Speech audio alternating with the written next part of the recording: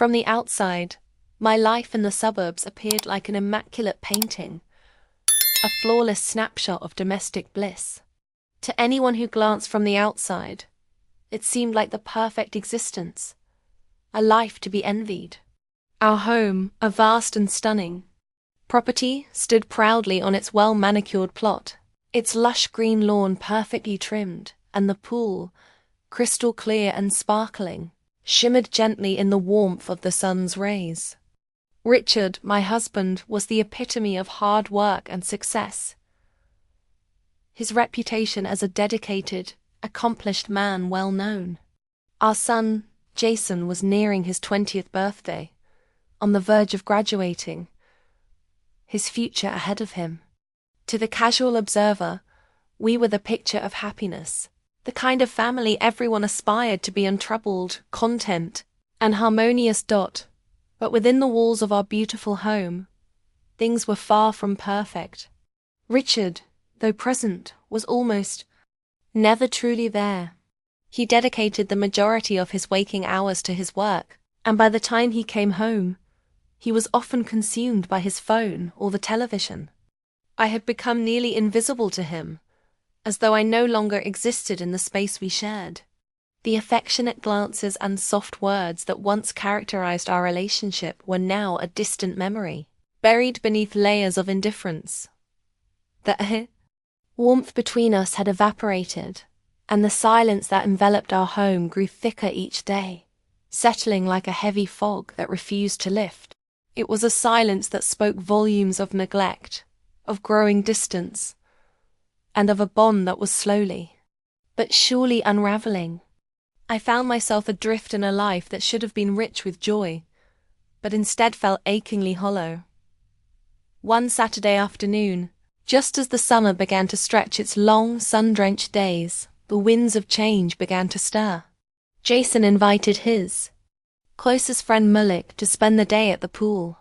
Malik had been a regular presence in our home for months, a polite, respectful young man. But to me, he was just another one of Jason's friends, nothing remarkable. That is, until that day.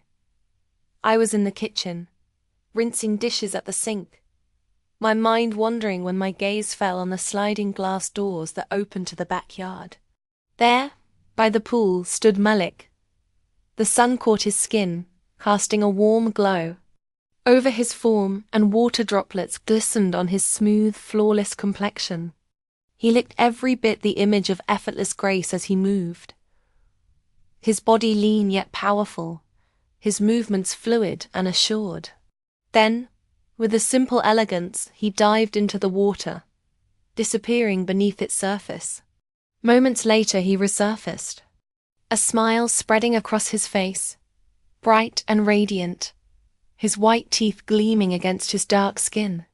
It wasn't just his appearance that caught my attention, though that was certainly striking. It was something else. It was the way he carried himself, the calm confidence that seemed to radiate from him, so different from Richard's tired, detached demeanor. Something stirred within me, a feeling I hadn't recognized in years, a feeling that felt as foreign as it was undeniable. I tried to shake it off and return to my task, but my hands trembled slightly as I continued to wash the dishes. My thoughts kept returning to Malik, drawn to the memory of the moment I'd just witnessed. The days that followed only deepened the connection as Malik became a more frequent visitor to our home. Jason and he would spend hours in the garage, practicing their skills or playing video games, and in the quieter afternoons, they'd lounge by the pool, chatting and laughing. In the warmth of the sun, every time Malik was near, my awareness of him heightened. I noticed everything: his voice, rich and deep as it echoed through the house, his every glance, every movement. It was as though my senses had become finely tuned to his presence, unable to ignore him even when I wanted to. One evening, as I was preparing dinner in the kitchen, Jason dashed out to the store, leaving Malik behind. He entered the room and spoke, his voice smooth and unexpected. "Mrs. Blake, Would it be all right if I got some water? The sound of his deep voice caught me off guard, sending a shiver down my spine. I forced myself to respond, trying to sound casual. Certainly, Malik, I said. Feel free to call me Olivia. He gave me that smile, the one that seemed to come so easily to him, effortless and captivating, making my heart race just a little. Thank you. Olivia, he said, his voice laced with warmth. As he reached for the glass, our fingers brushed. Briefly, just a fleeting moment, but it was enough to send a jolt of electricity through me. I stood still, caught in the aftermath of the touch, my heart pounding in my chest. I wanted to say something, to break the spell, but I couldn't. I was paralyzed, drawn to him in a way that felt both thrilling and terrifying. Just as I was about to speak, Jason returned, breaking the moment. Malik straightened, his usual smile slipping back into place as he nodded at me. Thank you for dinner, Mrs. Blake, he said, before following Jason out of the room. His words hung in the air, echoing in my mind long after he had left. Over the next few days, the subtle tension between us continued to build. We exchanged secretive glances, our hands brushing in the kitchen, fleeting touches that sparked something deep within me. Every time our arms lightly grazed in the hallway, it felt like an electric shock, a momentary connection that left me trembling. I was drawn to him in ways I couldn't explain, and with each passing moment, it became harder to pull away. One afternoon, when Jason was out running errands, Malik lingered around the edges of the house, and I found myself sitting on the patio, sipping iced tea. He approached and with a casual tone asked, "Do you mind if I join you?" I smiled, nodding. Of course, Malik. We sat in silence for a while, the gentle hum of the world around us, the chirping of birds and the distant sound of traffic filling the air between us. Then he spoke again, his voice soft but laden with meaning. "I've noticed a change in you lately," he said, his gaze intense as he studied me. "Is everything all right?" There was a pause, and I found myself hesitating before responding. "There's just a lot on my mind," I replied, my voice barely above a whisper. "If you need anything," Malik said, his words trailing off as he leaned forward slightly, his eyes never leaving mine. The weight of his unspoken offer lingered in the air, thick with possibility. As I looked at him, really looked at him, something shifted within me. A transformation, quiet but profound, was stirring deep inside. I knew I was on the edge of something dangerous, something I couldn't easily walk away from. It had evolved beyond mere attraction. It was a deep yearning to rediscover the essence of vitality. Night it unfolded was destined to occur, Richard, and Jason attended a baseball game in the city. The silence in the house was strikingly profound, a silence so profound that it allows your mind to drift into perilous realms. Malik lingered, asserting that baseball was not his liking. I had not given it a second thought. A sense of relief washed over me. Fragment of my being was engulfed in fear as I lounged on the couch, struggling to concentrate on the book in my hands. Malik emerged in the doorway, framed by the soft glow of the dim hallway light. "Do you mind if I join you?" inquired. "Indeed," I murmured softly. He took a seat next to me, more intimate than we have ever been. The atmosphere surrounding us shimmered with an electric intensity. "Appear to be anxious," he remarked, gently. "All right." I deceived you. He extended his hand, gently retrieving the book from my grasp and placing it aside. "Olivia, there's no need for pretense between us." The sound of my name on his lips, devoid of any pretense, sent a delightful shiver coursing through me. Pivoted to meet his eyes, me determination crumbling beneath the intensity of his stare. "I cannot," I murmured. "You can," he replied, steady and assured. "I'm aware that you sense it as well." In that instant my thoughts came to a halt, ceased to fret. I leaned in and he reciprocated, bridging the distance between you as a moment of weakness led us to cross.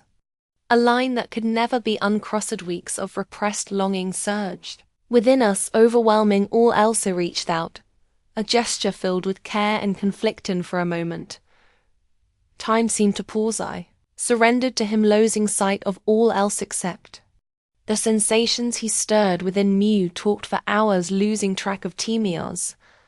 The weight of unspoken feelings began to surface. Identical location, countless solitary nights passed, filled with the quiet ache of wondering whether Richard still saw me at a light. At this moment, someone has taken action. I swiftly withdrew my hand, praying he remained oblivious to the way my breath caught in my throat. Apologies for that.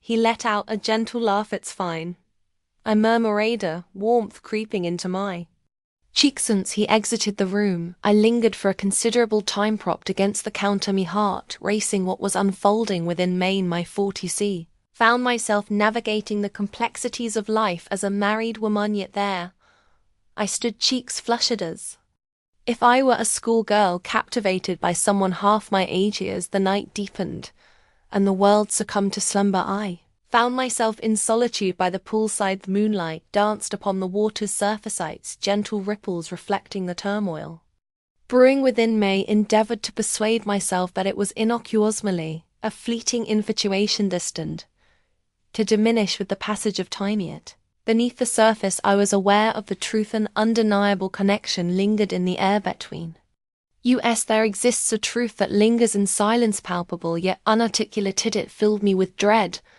I vowed to set those emotions aside. I held the title of a wifey, a nurturing figure. I possessed a family that needed safeguarding, yet as I committed to that premise, a soft murmur in the recesses of my thoughts persistently inquired, what if I endeavored to dismiss the magnetic draw I sensed toward Malik? He concealed it beneath the monotony of everyday existence.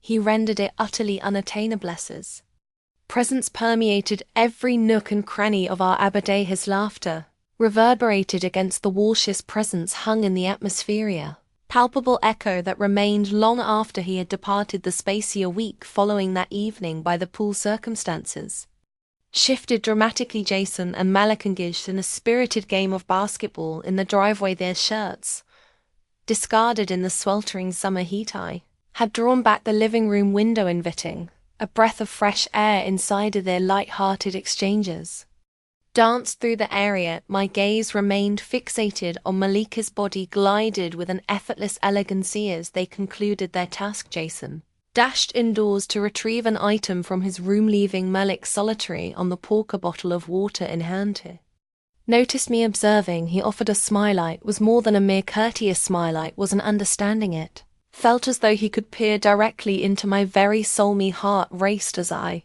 swiftly averted my gaze, feigning concentration on the laundry cradled in my hands. Were a lovely day it is, wouldn't you agree? Startled, I turned at the sound of Malik's voice. He stood just outside the window, now leaning effortlessly against the frame. Indeed it is, I respond, fighting to maintain a steady tone. It would be delightful to see you outside more often, Mrs. Blake, he suggested, basking in the sunlight.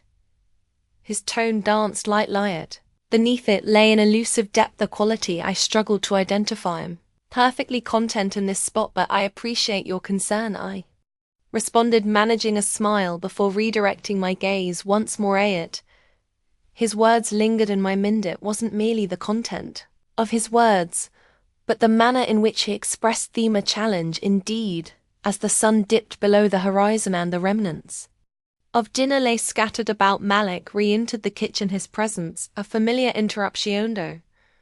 You need any help? He inquired, his voice barely above a whisper. No, I've got it, he said, deliberately steering clear of his eyesight. He chose to stay. He rested against the counter, his gaze fixed on me with a fervor that sent shivers down my spine. Put in too much effort, murmured softly. I halted, a plate lingering in my grasp. It had been years since anyone had uttered words like that to might. Simply my way, I replied with a slight shrug. Perhaps it's time for someone to look after you for once. As dawn approached, guilt slinked in like an unwelcome shadow.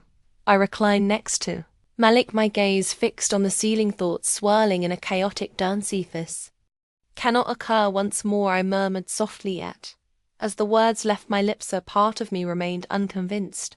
"I doubt you truly mean that," Malik responded with a serene demeanor, gently swept a lock of hair away from my face. "Olivia, you are worthy of feeling." This way his words caressed my aching heart, yet they failed to dispel the guilt that had begun to take hold. Or unspoken tension grew between us, hidden behind casual moments and shared silences, snitching fleeting instances while Jason was awaiting. The hours when Richard toiled into the night, the excitement of it all heightened the intensity. It also instilled a sense of paranoia within Meth. Initial sign of trouble appeared when Richard discovered Malik's hoodie casually thrown over a chair. "Did Malik leave this?" Harry inquired. "Indeed," I responded in haste. "Following dinner." Richard arched my brow yet remained silent.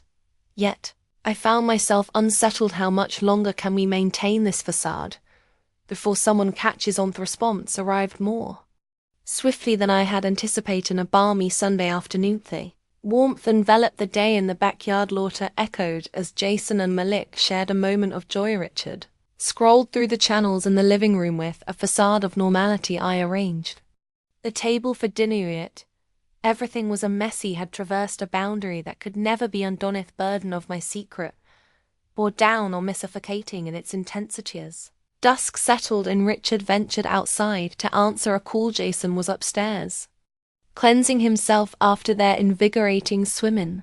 The quiet of the kitchen, it was just Malik and me. The atmosphere was charged with intensity. "I can't bear this any longer," I murmured. His expression shifted, caught between disbelief and something else amazing.